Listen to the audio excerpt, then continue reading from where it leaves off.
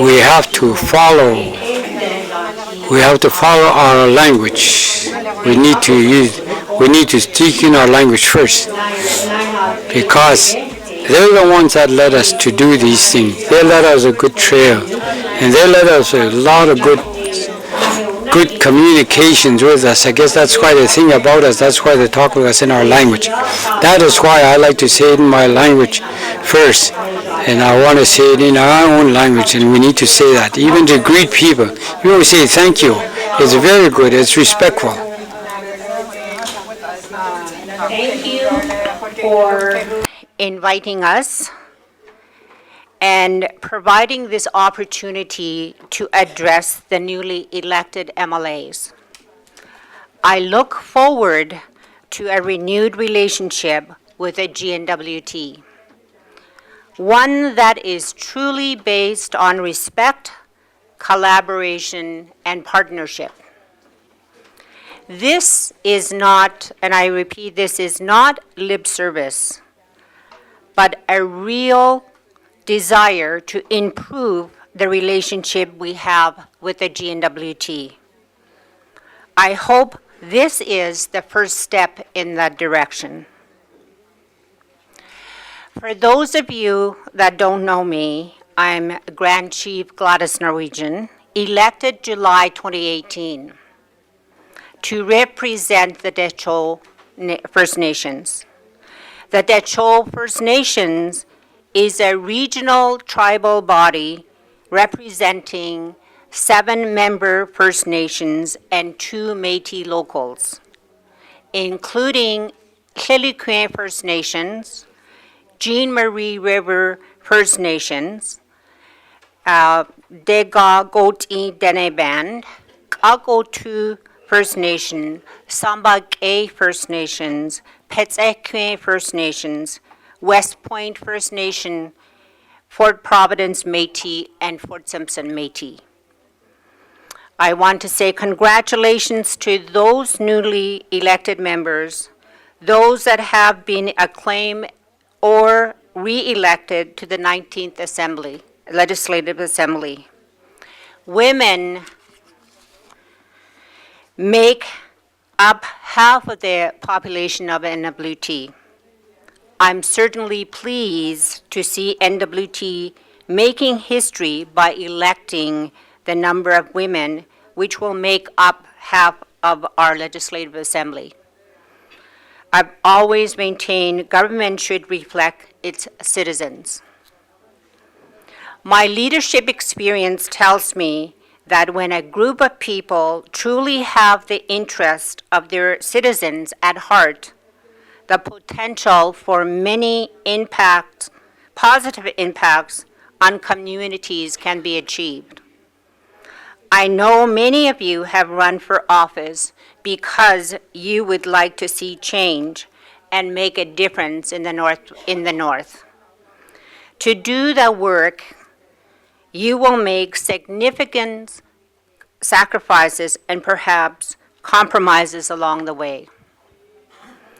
My expectations and aspirations for those that we elect may be higher than most, but I believe to serve and make a difference takes setting goals, having humility, drive, and determination.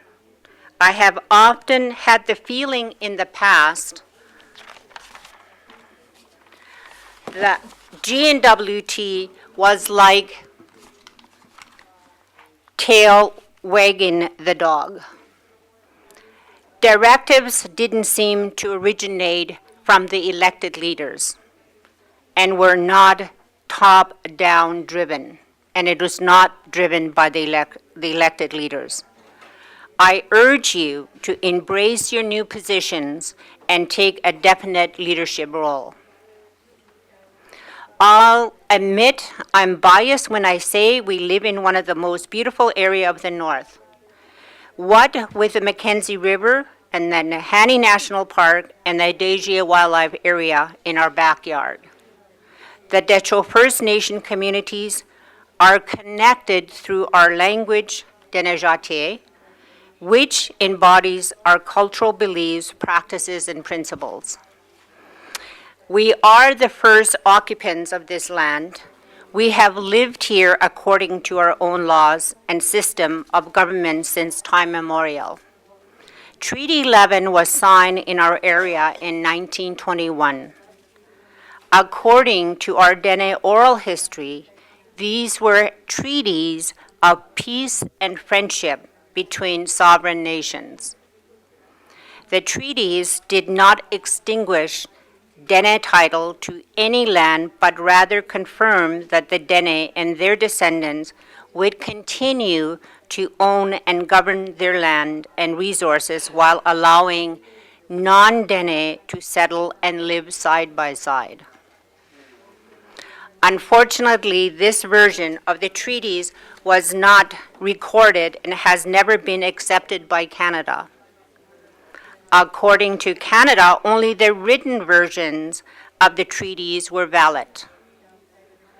The written versions of the treaties may say that the Dene surrendered title to their traditional territories to Canada in exchange for cash payments, reserves, and permanent protection for their harvesting rights. That didn't happen either.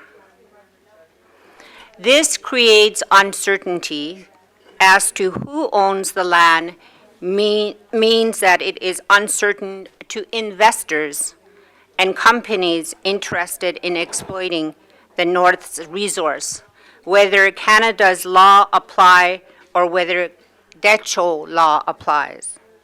As long as this uncertainty remains, economic development is restricted. In the 90s, both Decho First Nation and Canada expressed in achieving clarity in the relationship and agreed to base their negotiations on mutual recognition and sharing by agreeing on rights rather than extinguishing rights. We have made some progress. The Decho First Nation and Canada signed a framework agreement and in turn measures agreement in May 2001.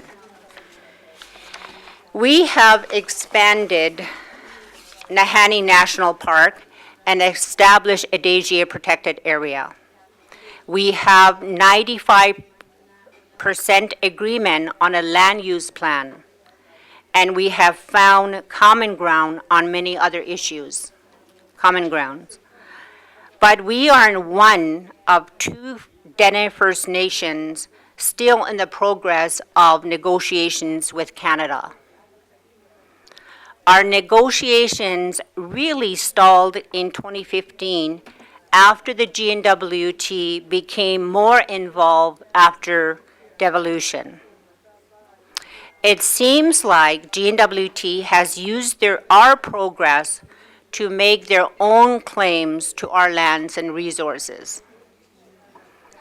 The offer GNWT have made have not been acceptable to our people. So much so that in November 2018, our leadership passed a resolution calling on Canada and the GNWT to return to the Decho negotiation table to focus on completing the self-government aspects of our agreement. Our elders always said, "Dehedatsile." And in Denejatier, it means so much more for us.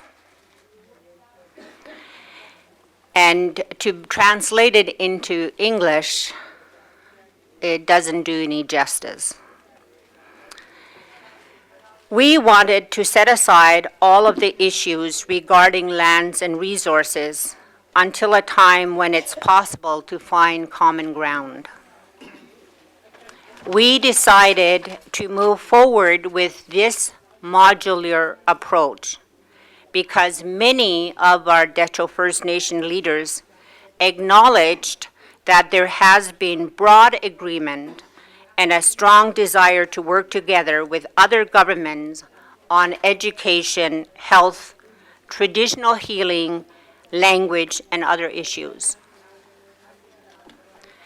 We know we can reach agreements on an incremental basis on issues like governance, education, health, justice module, using this modular approach.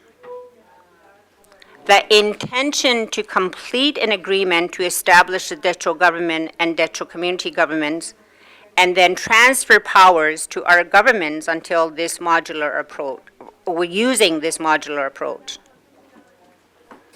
We will build on those parts in our negotiations where we have agreement of the parties. We recently drafted an MOU to this effect and on the verge of signing it. We need to find ways to resolve the issue between our governments. Right now, we think that the GNWT is going out of its way to make life difficult for us in Dutcho First Nations. GNWT, for example, GNWT has not been honoring our interim measurement agreement when it comes to consultation. And this is in regards to West Point land issues. Another example, we did not sign the devolution agreement.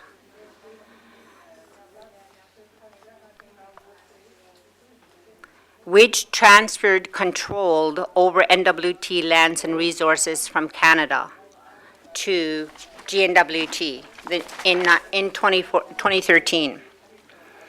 We wanted to finish the Dutcho process first, but because we objected, we were left out in the cold. Only the Indigenous governments who supported the devolution agreement were invited to sit with the GNWT at the Intergovernmental Council and provide input into legislation being drafted regarding our lands and resources. Only the Indigenous governments who supported and signed on the devolution agreement are eligible to participate in revenue sharing. Dutcho First Nation continues to be excluded to this day. This is wrong. Yes, we have issues with devolution agreement, but that does not mean that GNWT should punish us for that. The Dutcho First Nations are entitled to a fair share of resource royalty benefits. And we have a right to fully participate in the same way as every other Indigenous government when legislation is being developed and that affects our lands and resources. This assembly will be considering new forestry and water acts.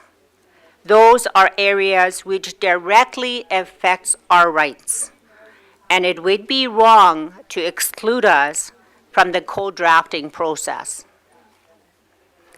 Another example is that the GNWT refusal to permanently withdraw the mineral rights under a DG.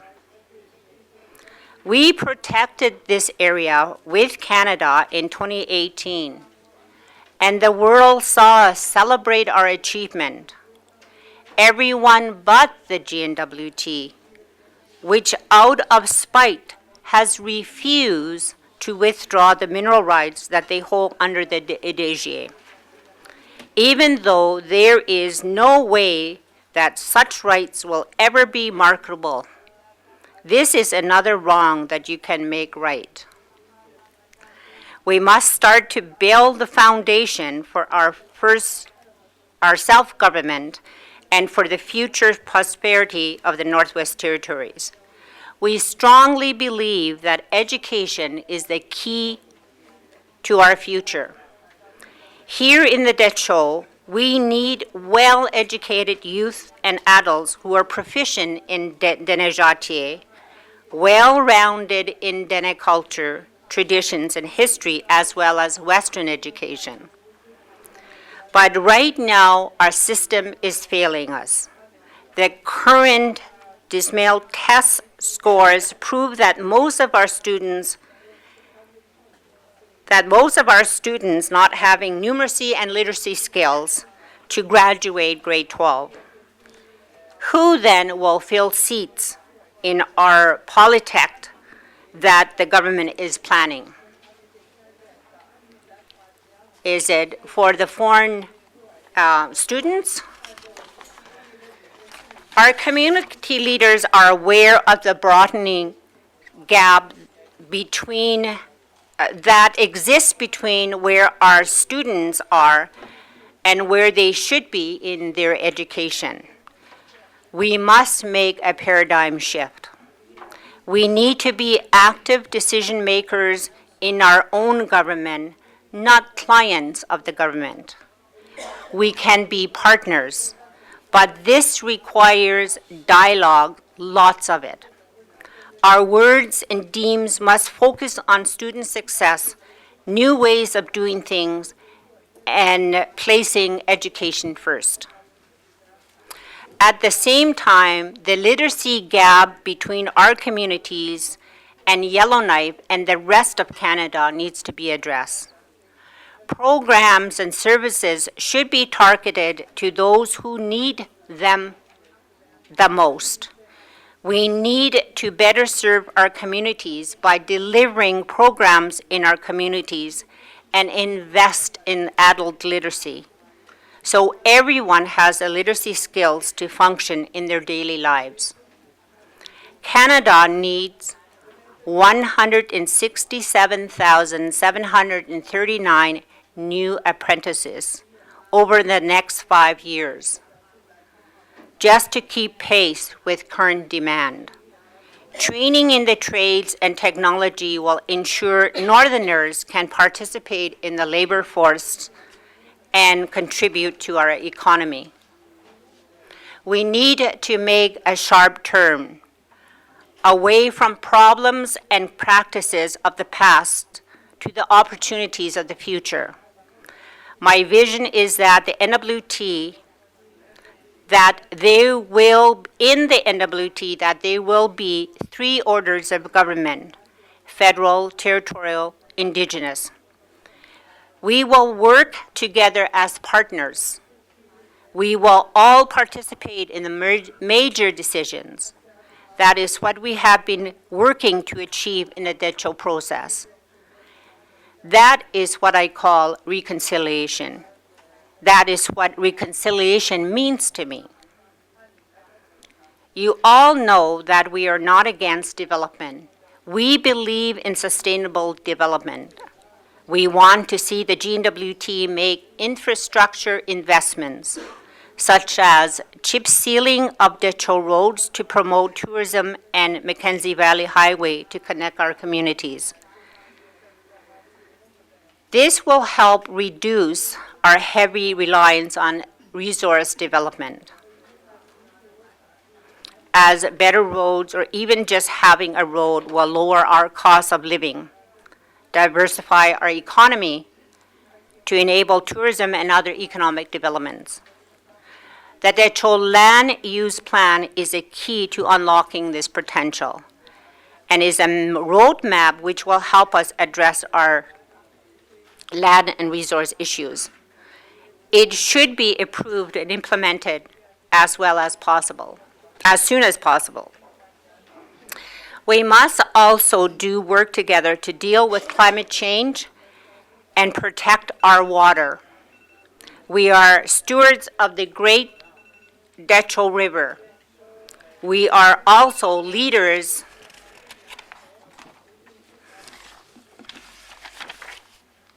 We are also leaders in establishing partnership and attracting investment in this area. We are seeing successes like the Scotty Creek Research Station and with our Decho County Guardians and AROM programs to build the kind of training, research,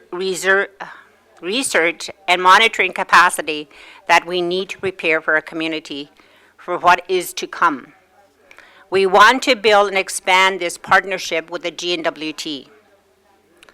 And as I have said, we need to finalize and implement our self-government agreements using the modular approach.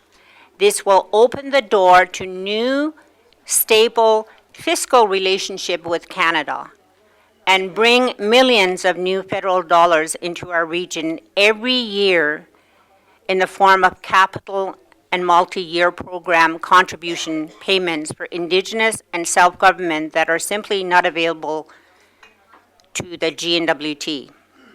Every day that our table remains suspended is another day that we must wait for these investments to be made.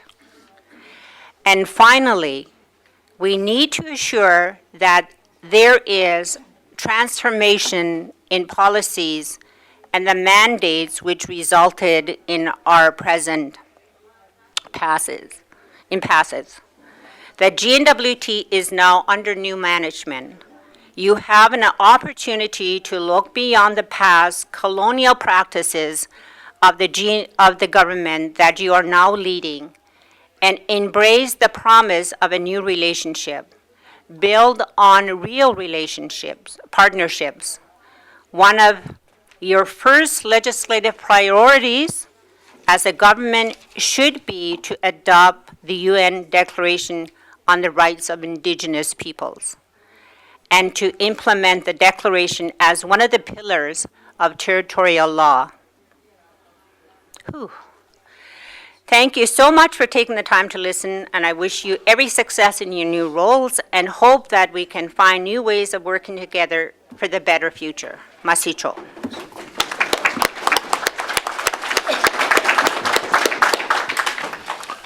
Thank you, Grand Chief Norwegian, Decho First Nation.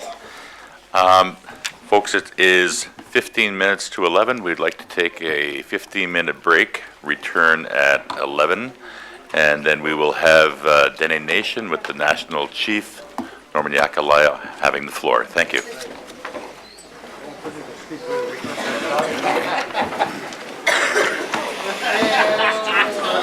Well, I certainly took up 20 minutes. That declaration agreed to by the legislature in 2000. Yeah. The universe, so people are asking for it. Legislative assembly to approve it. Right, but it's already been done, right? Well, I think it's been done by motion. It hasn't been done by law. Yeah. Yeah. So I think there's just talk now of actually passing I legislation. like to watch those videos. It says that Canada is 100% place for the best places to live in the world. So You did well. Well, as soon as they showed that 5 minutes, I started stumbling over words. what song was it? Covered a lot. Yeah. Yeah.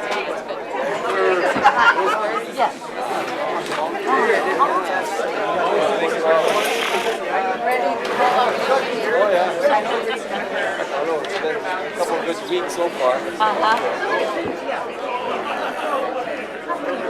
So how big is your guys'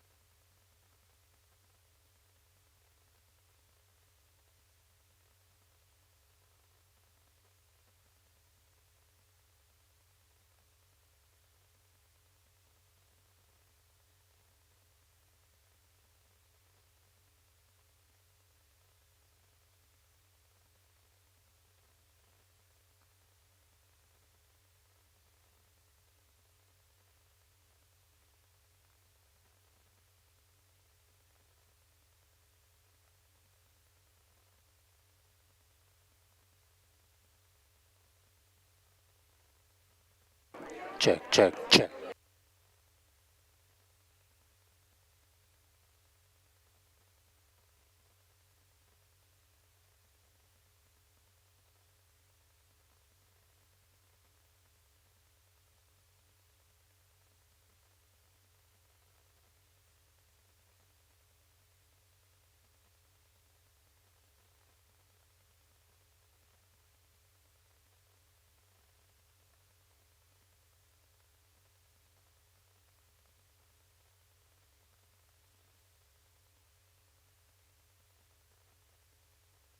Check, check. Test 1, 2, check.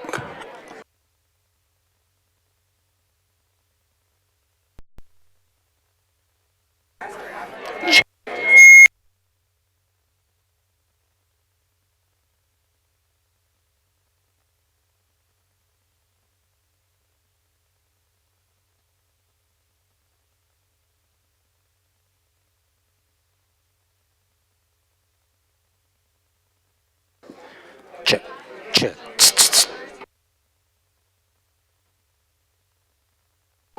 Check, test 1, 2.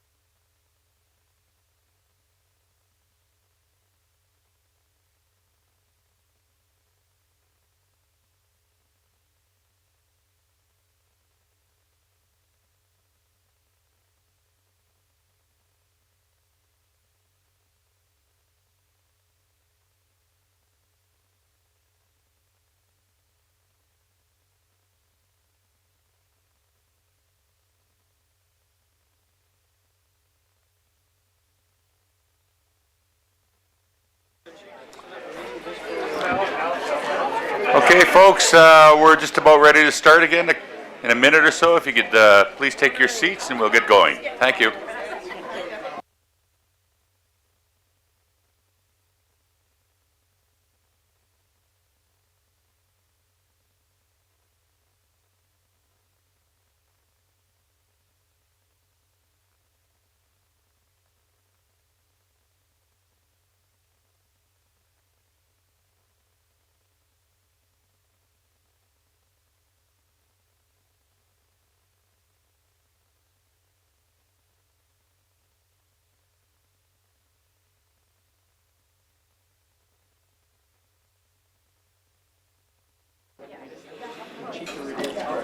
Okay, we have the National Chief, Norman Yakalai with Dene Nation. You have the floor.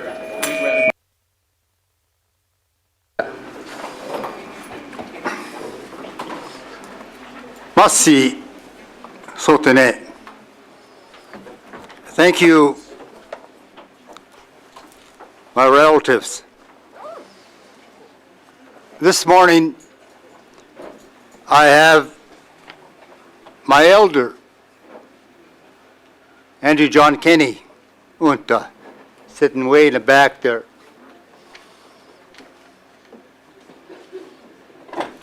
And on my left-hand side, Darrell Bolio from the Dene Development Corporation, going to be speaking after my presentation.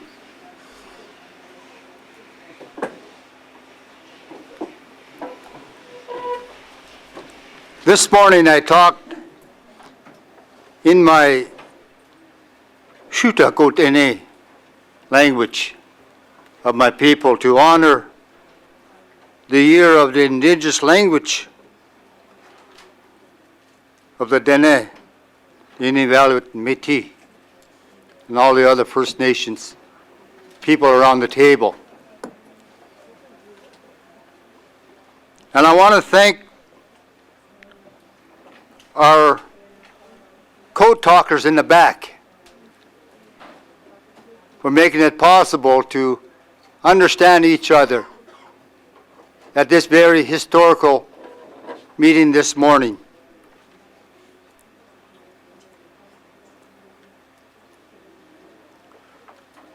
I wanted to also state very clearly that the Dene Nation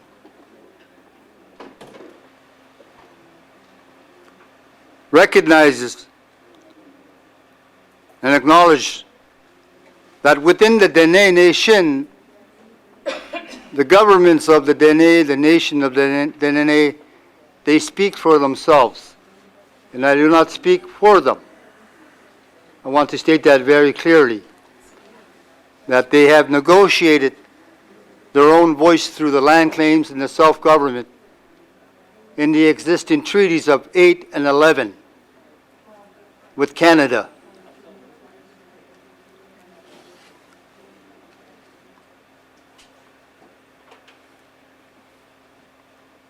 I also wanted to state very clearly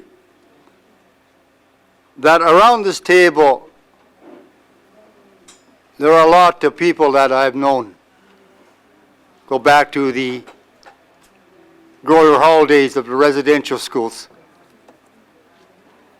My brother over there, Ray Rubin, mayor from Polituck. My nephew is here also, Ryan Yakalaya from Tuktoyaktuk. And fellow leaders from the Sahtu that I served in the leadership.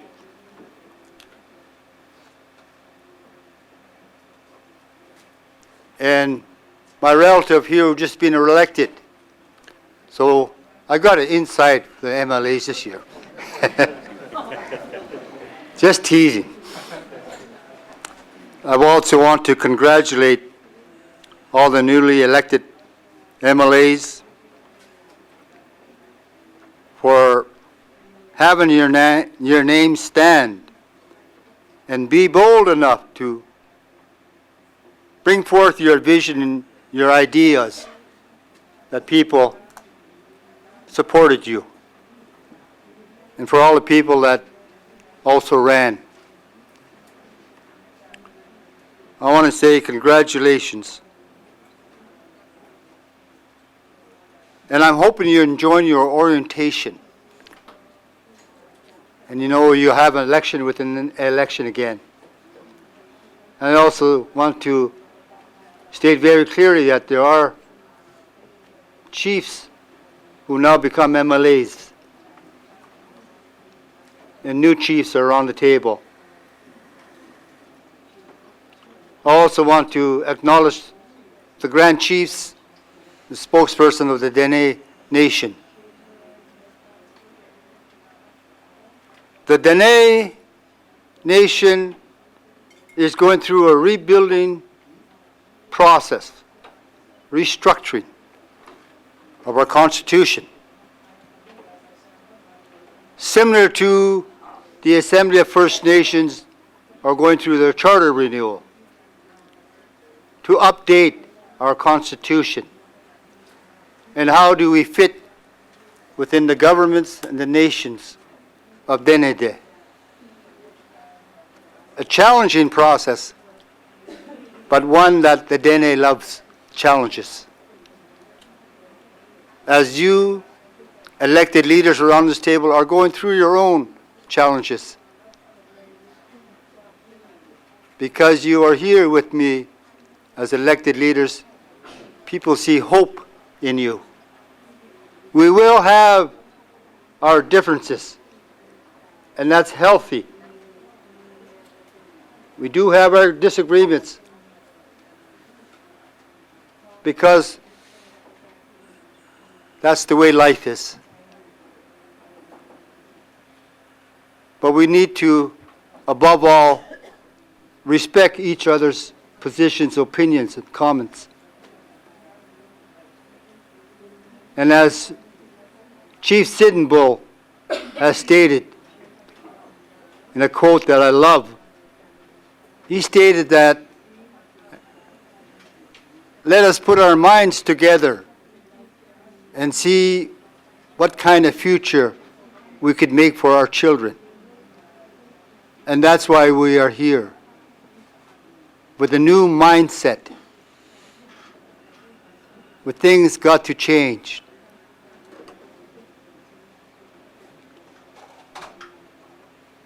I have heard and I have seen that there is a need for change. The status quo is no longer acceptable to the Dene Nation. And that's why I am optimistic and hopeful that around this table, the northern leaders representing your people on some of the common issues we face around this table could bring that hope to our people. The Dene are from this land and spread throughout the world. Recently, I returned from the International Dene Reunification in Calgary and Tutsene. We have heard the Apaches, the Navajos, and the Dene. And our first day of the International Dene Gathering was on Thanksgiving Day. This isn't coincidence that we gather as Dene on Thanksgiving Day. It was a powerful event. We know we have brothers and sisters all over the world. In Canada, we estimate, in the States, United States, we estimate there are 750,000 Dene that have come together through their people. We are talking of another gathering. I wanted to say the Dene language is the largest linguistic language in Canada. We have evidence of our language possibly spoken in Russia, Ket. They found 120 words that are close to our language.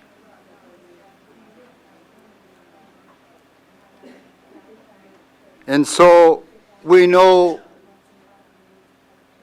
that we have brothers and sisters that we have not yet met. And so one of our priorities is to look at the language and training our translators for the proper language, the proper meaning. When we met with the elders and we met with the elected leaders down in Calgary, the leaders were saying very clearly to us that we would like to be referred to as Dene, not First Nation, Aboriginal, or Indigenous. Refer us to as Dene people, not the other language where the government has labeled us. Those residential school days are over. Now it's our turn to come forth and address the Dene properly and show respect to the Dene nation and all the nations of people. So that's one of our big challenges right now. As I stated, there is evidence that the Dene are with the Apaches and the Navajo. And so we are discussing alliance with our U.S. brothers and sisters as we unite as Dene people.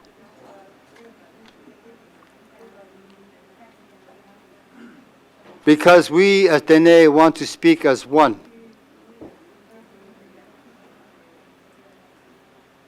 Today, my brothers and sisters, this is a very important gathering. Leaders are at this table. You are a leader.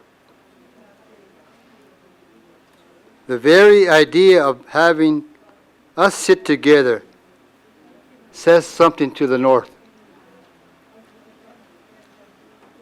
They are watching us in our communities.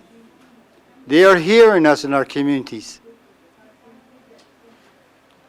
They are wondering what kind of future they're going to have tomorrow and then next year until the 4 years.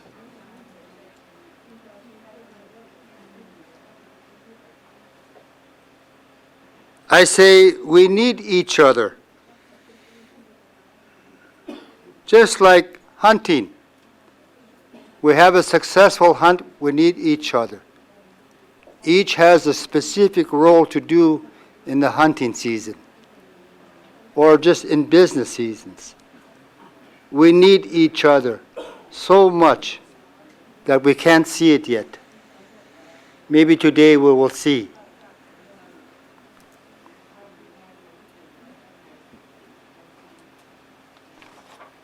It is time today to recognize the rightful landowners of this land we call Dene Day. And to recognize the need to settle our land claims. It must be a priority. And concluding our self-government negotiations. And more importantly, implementing the spirit and intent of our self-government jurisdictions. And putting these self-government chapters to work that were agreed to by the governments that you negotiated with. After 153 years we have come to recognize our Aboriginal rights. We are now in the decade of recognition of rights because after 153 years, we have come out of the denial of rights for Aboriginal people. It is the mission of the Dene to protect our Aboriginal and treaty rights. Today, we have today to change history, to be the trailblazers that made the change. Bold statements like John F. Kennedy, well, we'll put a man on the moon and bring him back safely. We have high priorities: health, time to think, Dene wellness holistically, housing, time to build and design our houses by our blueprints, education, create a classroom of young thinkers and doers, and most important, dreamers. Justice on the land. There are models that work. Environment. People, the Dene, want to talk about water. We are from the land. Infrastructure. We can build the north together. Work. There are a lot of young people in our communities that want to work. Our youth are challenged enough with the legalization of cannabis. Our health issues with our youth. Just look at the health issues and you'll see them there. In the financial aspect, it's a huge wall to put a dent in on the territorial financing transfer agreements. Huge challenge. And I love a good challenge. Because we can say a lot of good things, but if that territorial financing formula isn't changed, we're just words. Got to put a crack into that wall.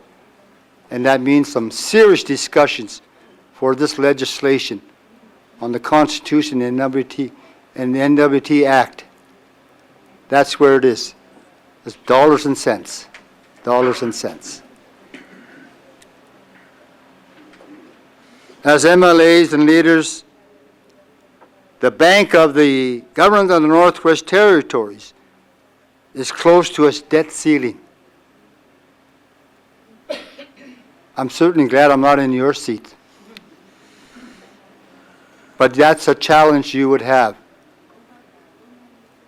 with the needs we have.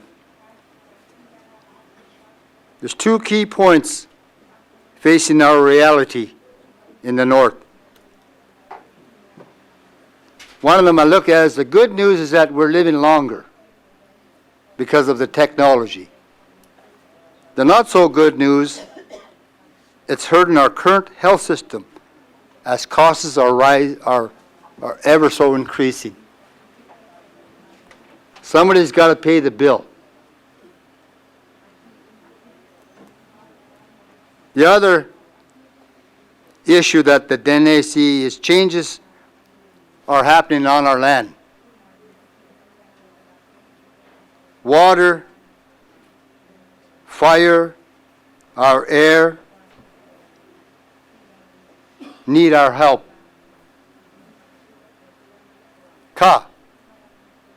We were told that Mother Earth will heal itself. And Mother Earth is healing herself with the changes you see now. Unprecedented. We got to do our part by really working together on our one element that sustains us all, is the water. Through the land claims It's the quality and the quantity of water. And through our treaties, as long as this river shall last, we around this table need to look at that issue. As it was told to us in the 49th Annual General Meeting of the Dene Nation in Gwich'in Country, Midway Lake, that Elder Charlie Snowshoe vocally wanted us to work on water now. And sometimes even myself,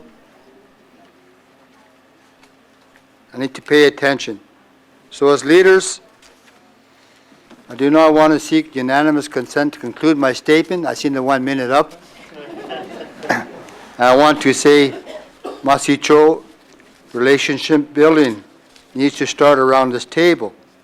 And we need to continue this meeting after the election within election is done, that we continue to work. So I want to now just give my colleague a few minutes to state his presentation to the leadership.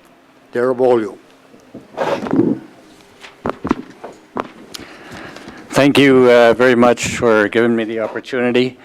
And must see Darrell Bolio's Sulye Nulatsi, a former chief of the Yellowknives Dene First Nation in Dilo, and working with Dedon Cho and now with Dene Development Corporation for the last 14 years.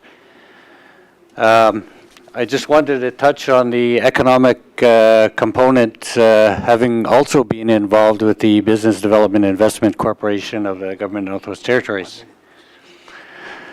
So, in terms of business, I think we all understand that it's a lot of numbers. As the GNWT, and your terms now for the next 4 years, you're going to have the influence of about $8 billion of spending. That's not including federal investment and or private investment such as the mines. So you have a lot of influence of what happens in the community. So how you spend that money and is it going to be to the benefit of the community is going to be critical and key. Quickly, a message, I guess, is that Indigenous governments, GNWT, and also the industry, we have more in common than we realize. You know, we all aspire to improve the economy, to eliminate poverty, and to develop and build effective governing systems. And that's the challenge you have now. And in economic development, I think the role of government is to set the tone, to set the legislative and priorities for Indigenous business and the development of our lands here in the Northwest Territories, along and aside the Indigenous governments. Also, common is the recognition that we need infrastructure, roads, energy, and social infrastructure, housing, water plants, sewage plants, etc. So in order to instill outside investment in the Northwest Territories. So with that, I'll thank the Dene National Chief for giving me an opportunity to say a few words, and that I know that there's a lot of support from the MLAs to make our world better here in the Northwest Territories and cost effective. Thank you.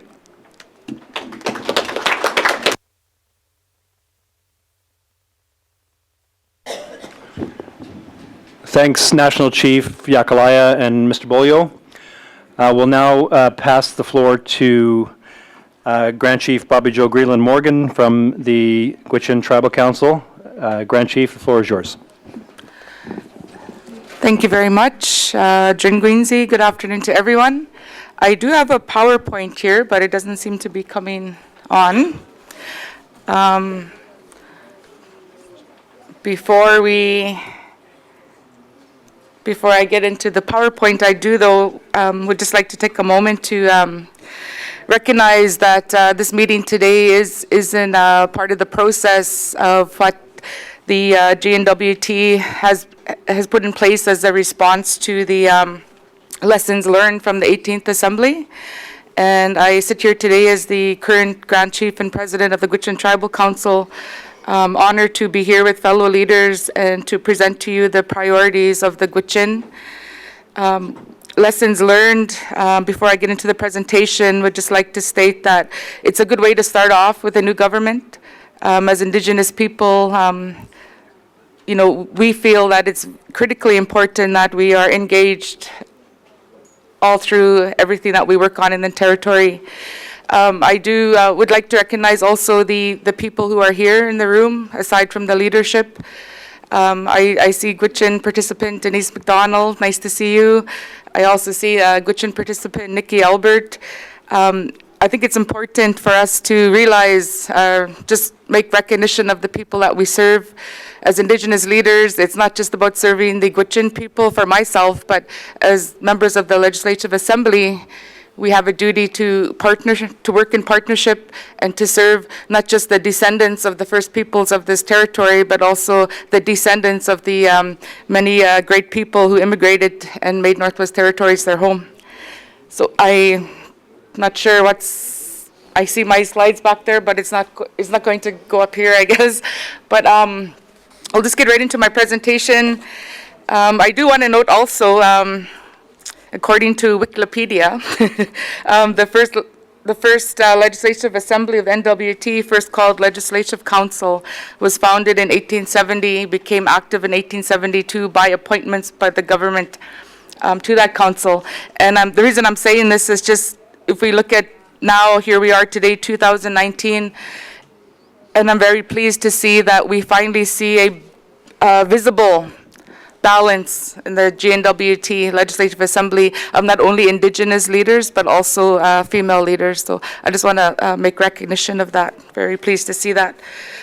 So if we go right into my presentation, what I'd like to just do an overview here is not just the Gwich'in Nation historical and current situation, but our priorities, and priorities that I'd like the GNWT to consider. Get that.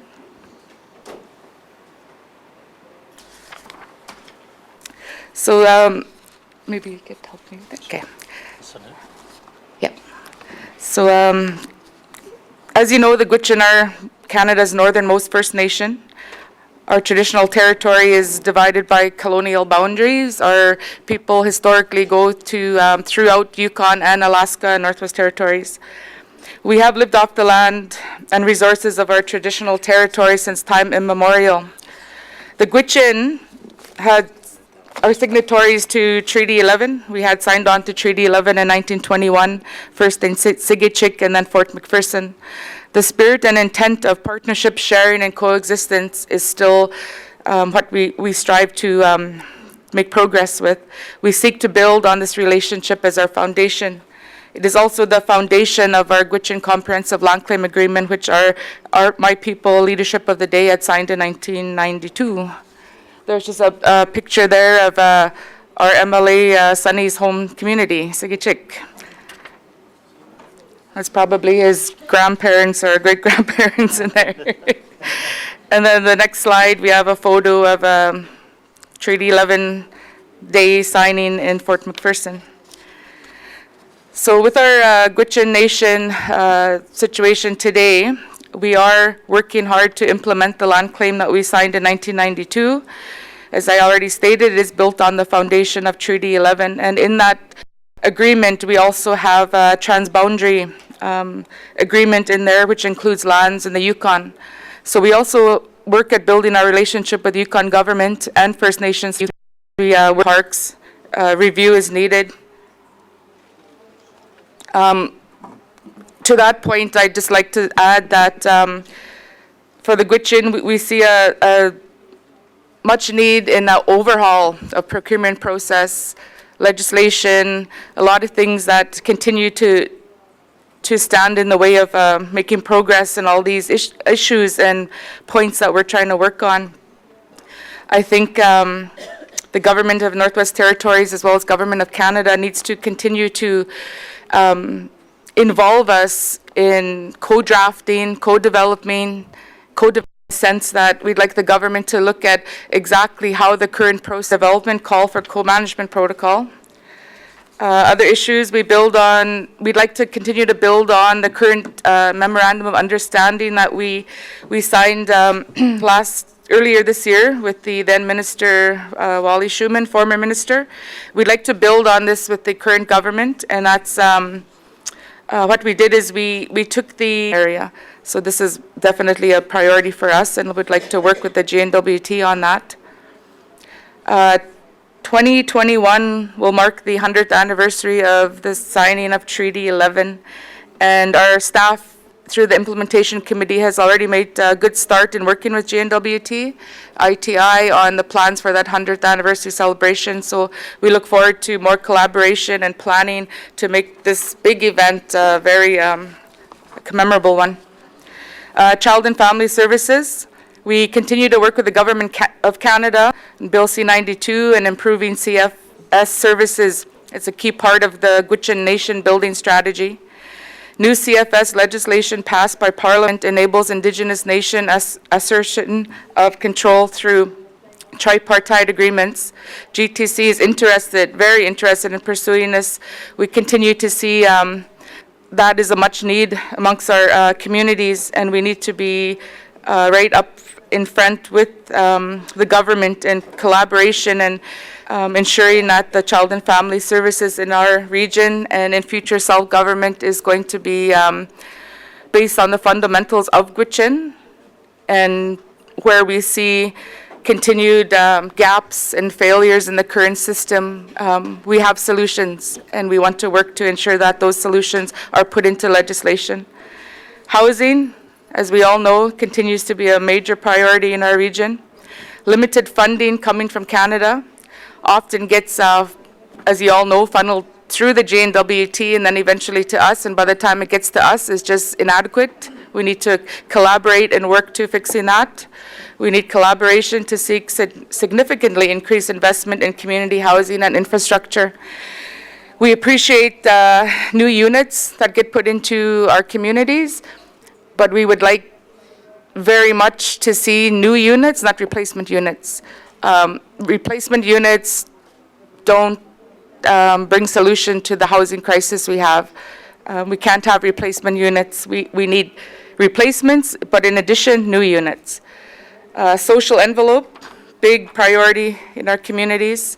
We have so much work to do under the social envelope, and we really need collaboration of JNWT and Government of Canada to help us meet the needs of our people and to really tackle the social issues. We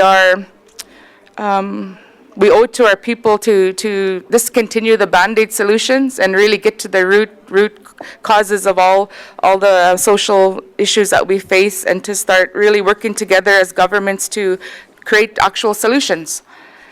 We have Gwich'in language revitalization is critically important to the Gwich'in Tribal Council in our communities at this time. Key element of Gwich'in Nation building and cultural revitalization strategy. The Tribal Council seeks direct nation-to-nation language revitalization and multi-year funding relationship with the Government of Canada.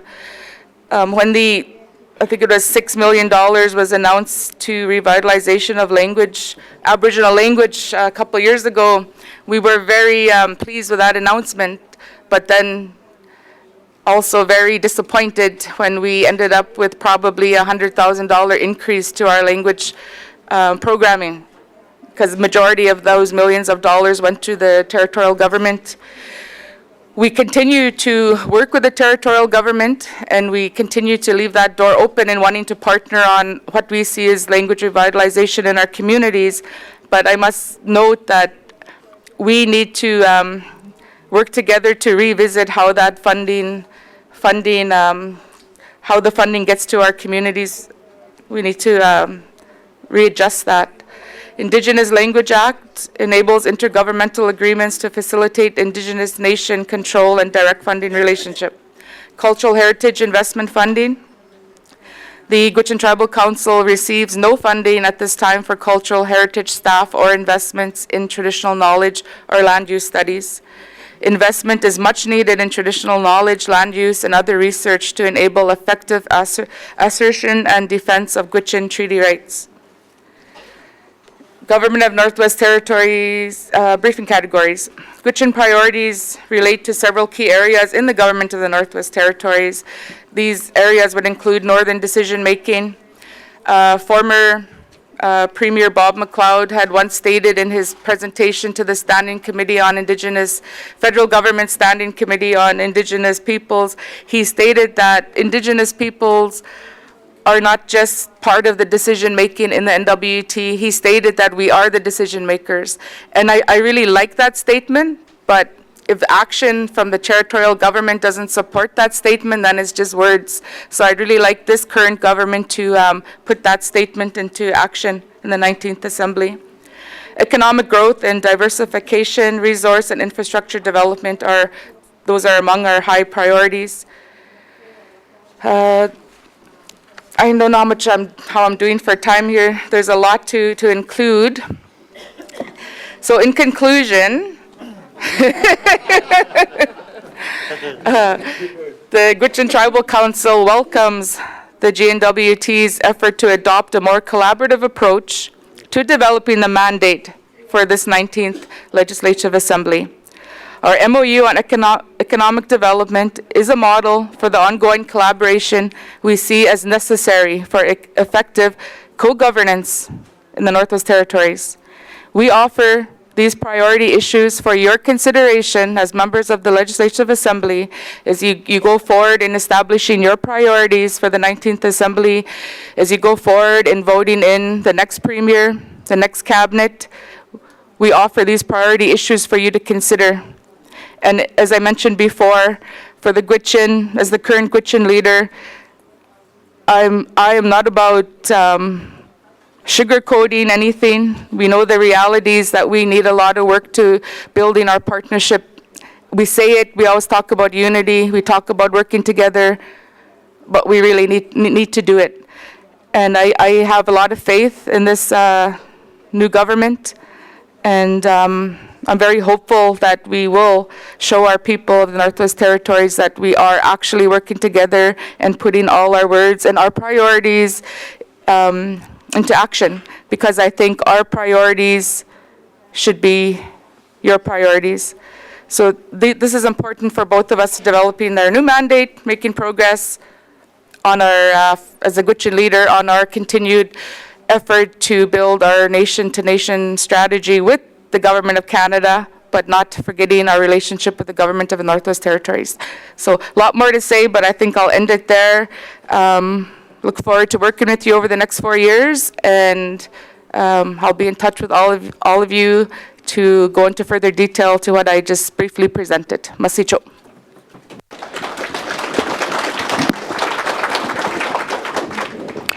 Thank you, Grand Chief Greenland. Just before our next presenter, I'd like to announce that lunch will be served at 12:30, so we'd like to continue through till then. And our next presenter is Dwayne Smith, Chair and CEO of the Inuvialuit Regional Corporation.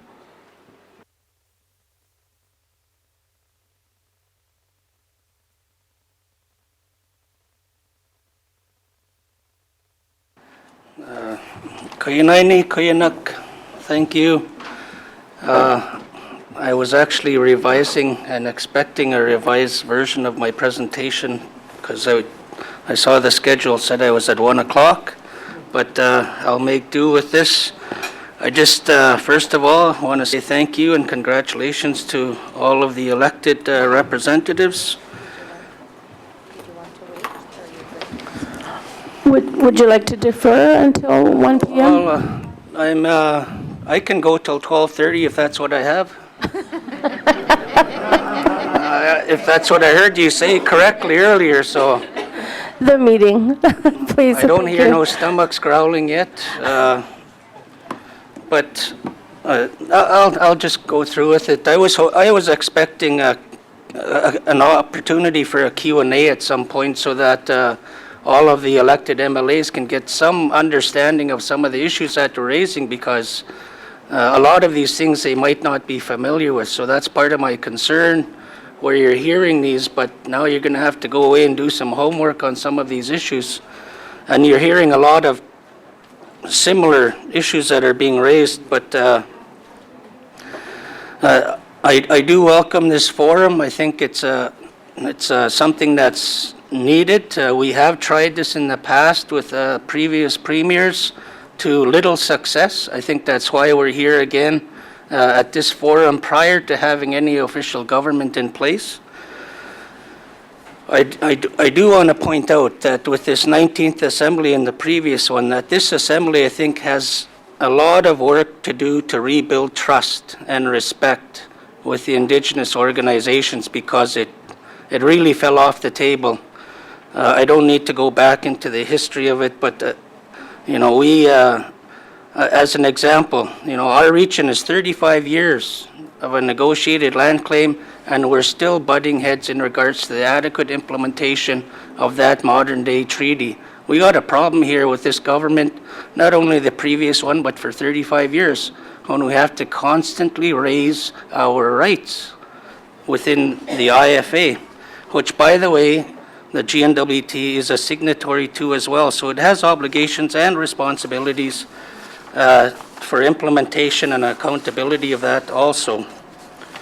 I do want to point out that our region, and most likely most people around here don't realize it, but we represent 26% of the NWT's land mass alone. Our region does. And we call it Ninatsiak, our beautiful land. With all due respect to the others, we think ours is a little bit more beautiful than other areas. We do have an ocean, we do have mountains, we do have tundra, we have the pingos, so just saying. I do think that it's important for me to point out the goals of the Inuvialuit Final Agreement to preserve Inuvialuit cultural identity and values within a changing northern society, to enable Inuvialuit to be equal and meaningful participants in the northern and national economy and society, and to protect and preserve the Arctic wildlife environment and biological productivity. Unlike arrangements under other land claim agreements, it must be noted that the IRC has been carrying out implementation and government functions over the last 35 years, despite not receiving funding or revenue from Canada or GNWT to do so, unless you call a 46,000 adequate implementation funds from the government.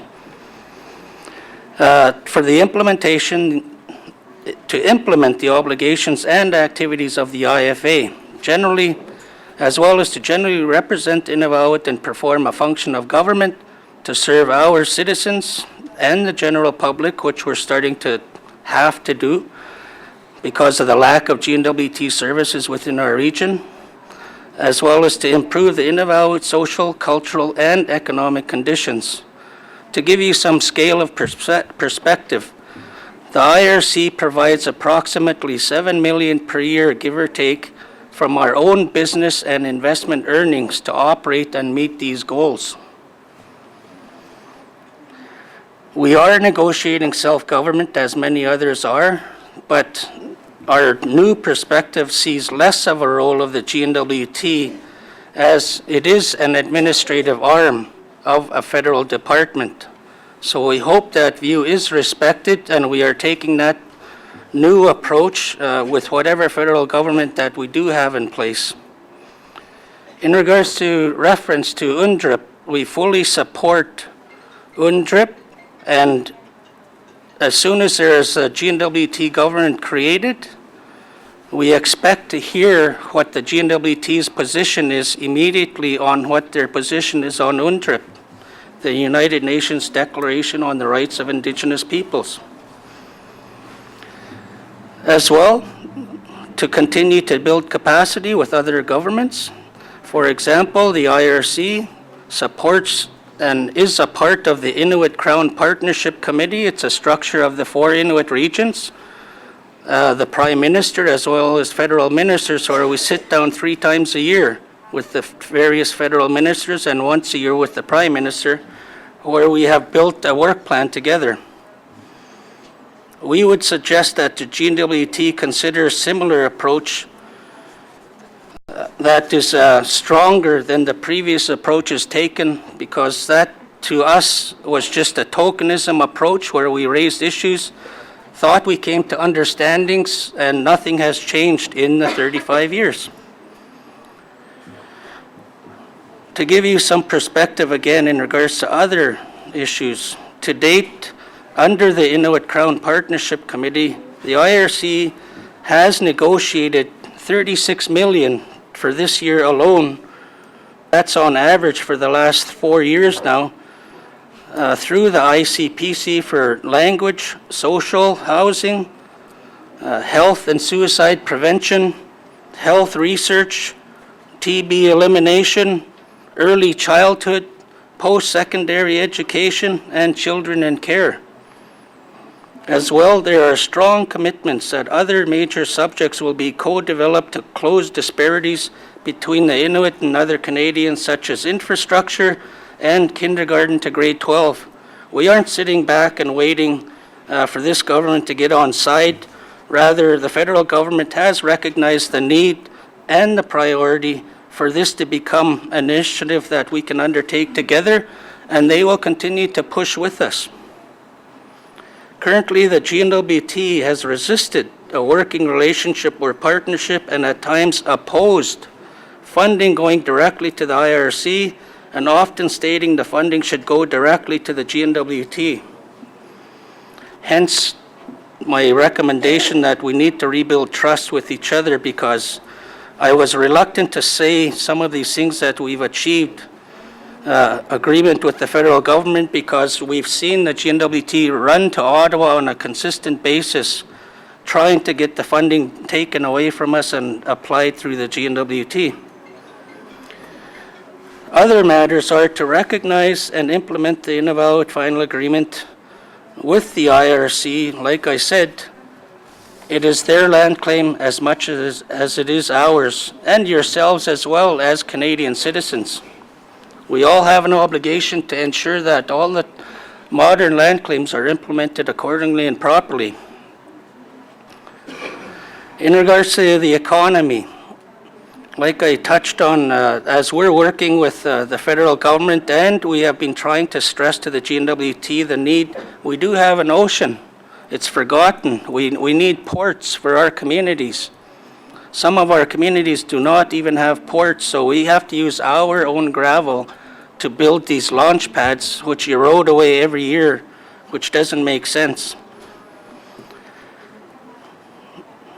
As well as in regards to the infrastructure. As you can see, the GNWT has been making investments in infrastructure, and it's been pointed out that it's nearing its cap again. But also, the focus for the investment is for everything to be centralized out of Yellowknife. The road from here goes to there for this purpose. Everything is being funneled through Yellowknife. We need to look at how we can diversify those economies, those investments, those infrastructures into the communities. You know, it's getting harder to ship through the Mackenzie River because of the declining water levels, because BC and Alberta are either using more or holding back more. That's a serious issue in regards to sustainability of our water system. We've been suggesting that Tuktoyaktuk be the northern port for the coastal communities and possibly Fort Good Hope, because it's getting harder and harder to resupply from the southern end to Fort Good Hope as well because of the lower water levels.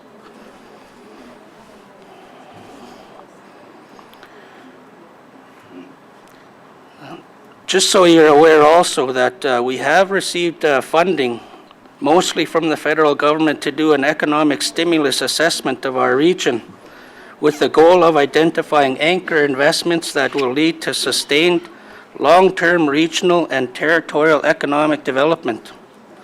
We hope that once this work is done, the GNWT will work with us to focus investments in some of these key areas outlined in the report. Another example is that the GNWT should be helping to spread the word about the Inuvik Highway and the tourism that can be enjoyed beyond Yellowknife.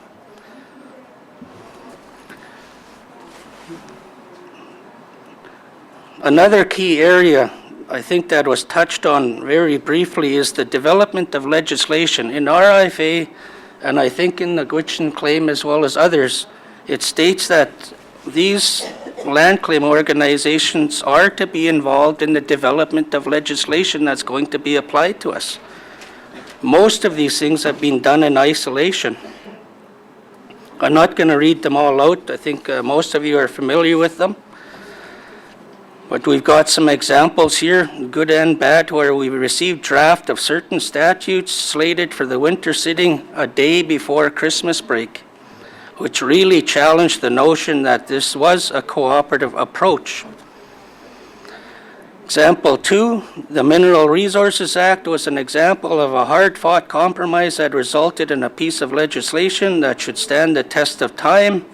It was approached with respect for the participants and with a view to real cooperation. It takes more time and effort, but the results are much better. We are in the process of developing our own regional mineral resource strategy because we see the ocean opening up, and we know there are foreign countries that are entering into our waters, and eventually they're going to want to look at the remote islands within our area for resources.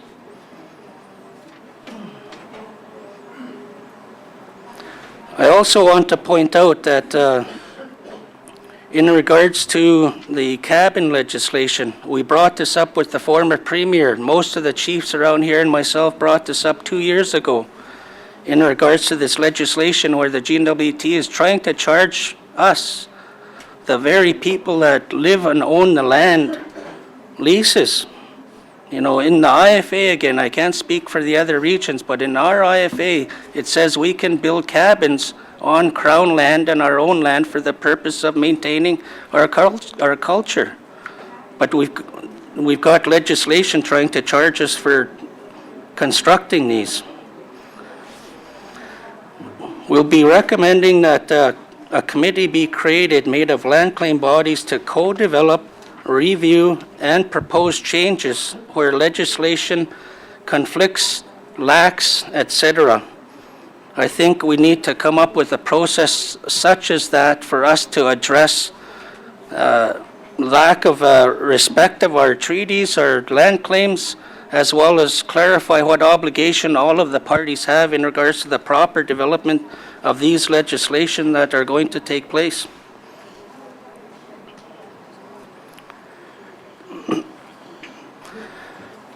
With respect to the committee concept, I think it's a good idea. You can note that a working group at the MRA table worked like a committee, the Mineral Resources Act, and that model could be used to establish a more permanent structure that is properly supported and resourced with terms of references and timelines. This, of course, would trickle down to the development of policy and program delivery.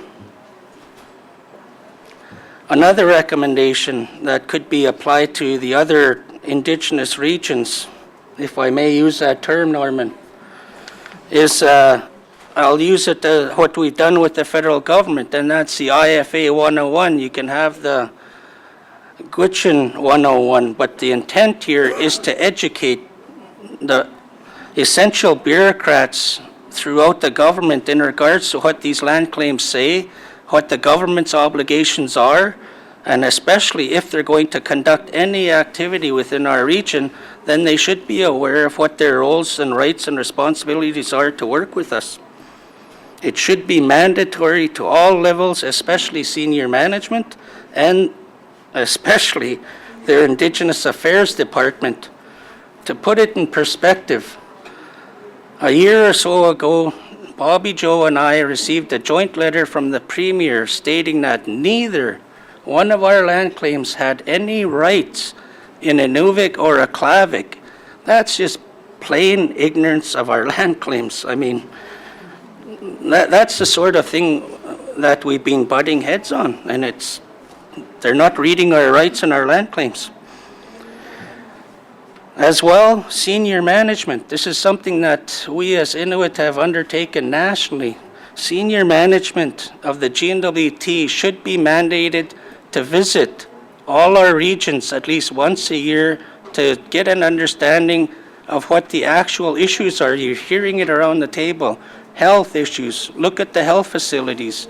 You know, the roads, the infrastructure, the services that are delivered.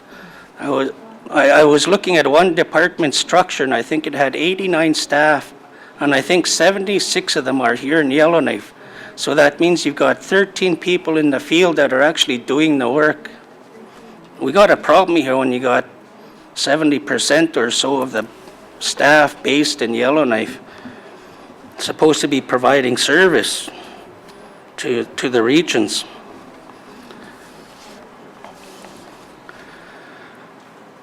In regards to the departments, I notice I only have so much time, and you've heard about education already. Well, we give this a failing grade ourselves in regards to that issue. We've been collecting stats for over 10 years ourselves to demonstrate and to prove that the formula, the process that's taken by the GNWT has been a dismal failure.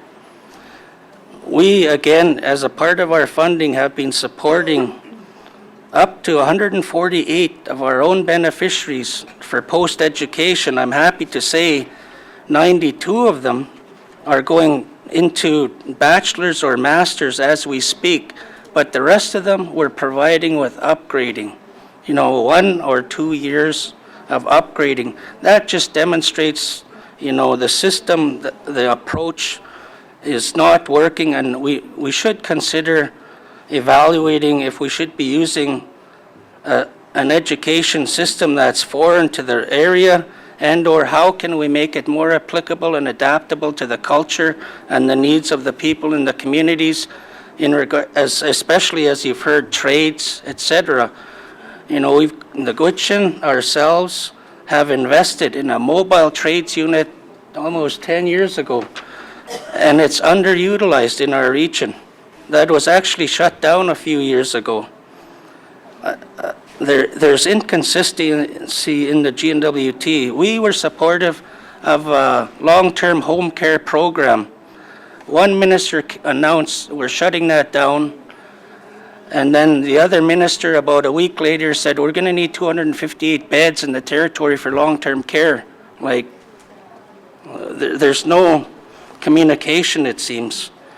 And now where's the home care program? In Yellowknife. I think, again, there needs to be a special committee struck made up of the